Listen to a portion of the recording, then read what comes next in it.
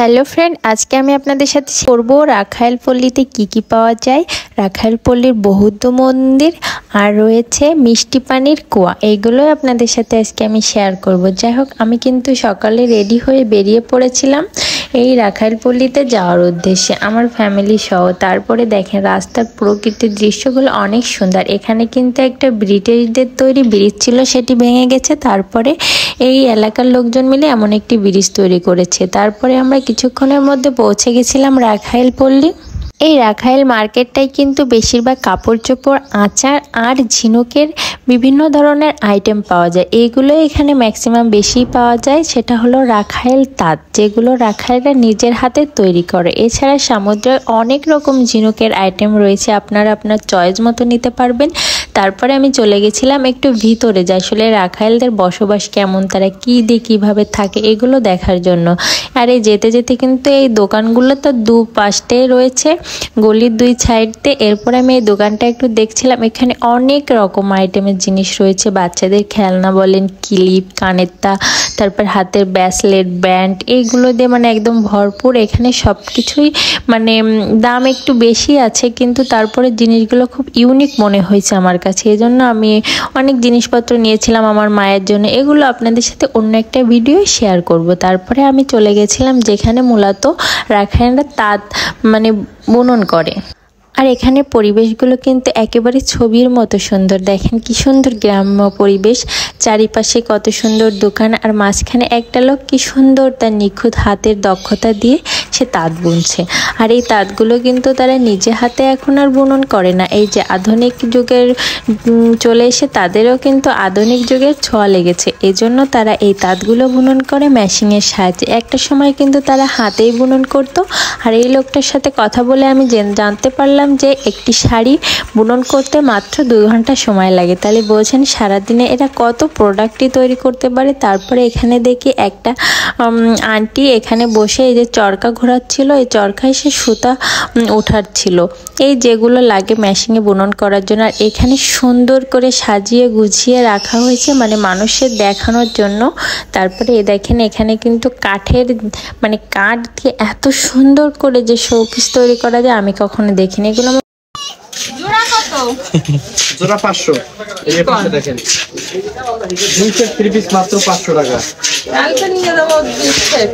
এই যে একটা আর হচ্ছে এই একটা, এই 2 সেট 500। এই 2 সেট 500। এই একটা কালার আছে, এই যে একটা কালার সব 500 নিয়ে দেব। বাবা আমার এনে দিল না কক্সবাজারের তেরা রাখছে। 3 পিসের দাম এত কম শুনলে কি কোনো মেয়ের মাথায় আর কাজ করবে? ঠিক আমারও মাথায় কোনো কাজ করিনি। আমি একসাথে অনেকগুলো 3 পিস শাড়ি নিয়েছিলাম।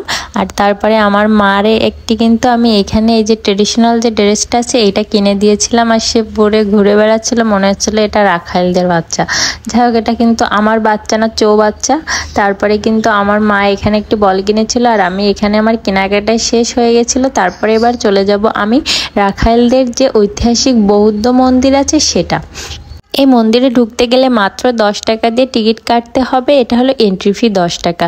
তারপরে আমি মন্দিরের ভিতরে যেয়ে দেখি এত পরিমাণে ভিড়, মানে দাঁড়ানোর পর্যন্ত জায়গা নেই। আমি এখানে একটু ওয়েট করছিলাম যে একটু ভিড় কমুক, তারপরে আমি ভিতরে প্রবেশ করব। এখানে এসে দেখে আমি তো পুরো মুগ্ধ হয়ে গেছি যে বৌদ্ধদের মানে গৌতম বৌদ্ধের যে এত সুন্দর একটি মূর্তি এখানে করা হয়েছে নিখুঁত হাতে।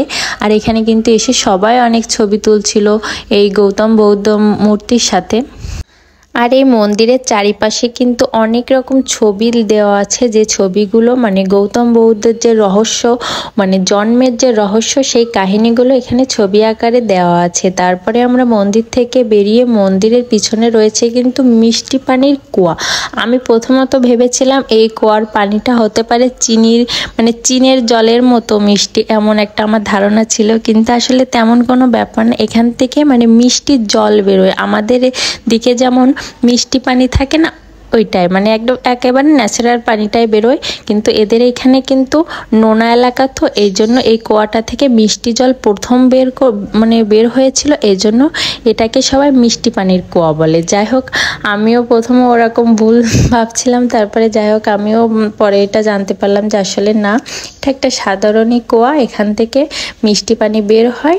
এটা এই কুয়াটা কিন্তু অনেক গভীর। আর একটা কথা বলি, রাখালরা কিন্তু আমাদের বাংলাদেশের এখন হয়তো বা নাগরিক, কিন্তু এরা কিন্তু আগে আমাদের বাংলাদেশের নাগরিক ছিল না, এরা মায়ের নাগরিক। এরা ওইখান থেকে আমাদের বাংলাদেশে এসে এরা এখানে কুয়াকাটায় এরা বসবাস শুরু করে, তখন তারপর থেকে আমাদের এরা বাংলাদেশের নাগরিক হয়। এখানে কিন্তু অনেক মানে বসার জায়গা রয়েছে, যারা ঘুরতে যায় বসতে পারবে। আর এই মন্দিরটা কিন্তু অনেক সুন্দরভাবে তৈরি করা, এর চারিপাশের পরিবেশটা একেবারে নিরিবিলি। আজকে আমাদের কিন্তু রাখাইলপল্লী মিষ্টিপাড়া সবকিছু দেখা শেষ। এখান থেকে আমরা এবার সোজা চলে যাব হোটেল।